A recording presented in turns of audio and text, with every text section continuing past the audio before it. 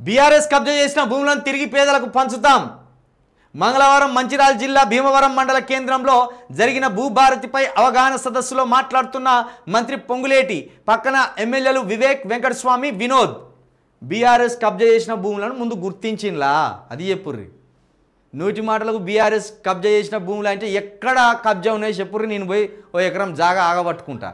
నాకు భూములు లేవు, నాకు లేవు, నిజంగా లేవు. మాకు వ్యవసాయ భూమి ఒక అరెకరమే ఉన్నది, నాకు ఇంకో ఎకరం కావాలి చాలు. ఎక్కడ వాళ్ళు కబ్జా పెట్టినో చెప్పుర్రి, నేను కూడా తెగిచ్చిపోయి అలా దునుకుతా, ఓ జెండా పాతుకుంటా ఇది నాదే అని. కబ్జా పెట్టినోళ్ళే కదా.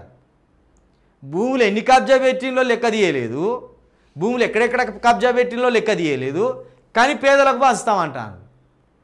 ఇప్పటికే 2 సంవత్సరాలు అయిపోయినాయి, ఇక 3 సంవత్సరాలు అయితే ఎన్నికలు వస్తాయి. అప్పటి వరకు ఇట్లా నమ్మిస్తారా మమ్మల్ని?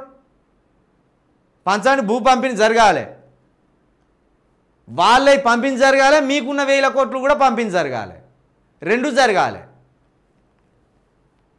నాడు వాళ్ళ భూములను లాక్కున్నారు మంత్రి పొంగులేటి.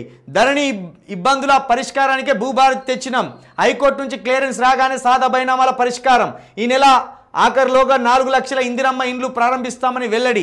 భూదందాల కోసమే నాడు ధరణి తెచ్చారు వివేక్ వెంకటస్వామి. నువ్వు అలానే ఉంచి కదా మరి. వాళ్ళు ధరణి తెచ్చినప్పుడు వివేక్ వెంకటస్వామి గారు బీఆర్ఎస్లోనే ఉన్నారు.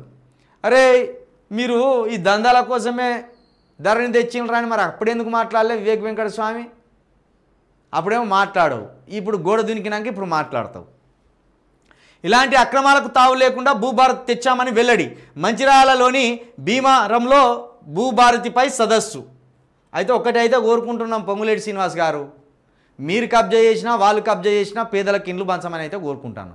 అది మీ వల్ల అయితే ఆ ఇండ్లు పంచండి, ఆ ఇండ్లు ఆ భూములు కూడా పంచండి.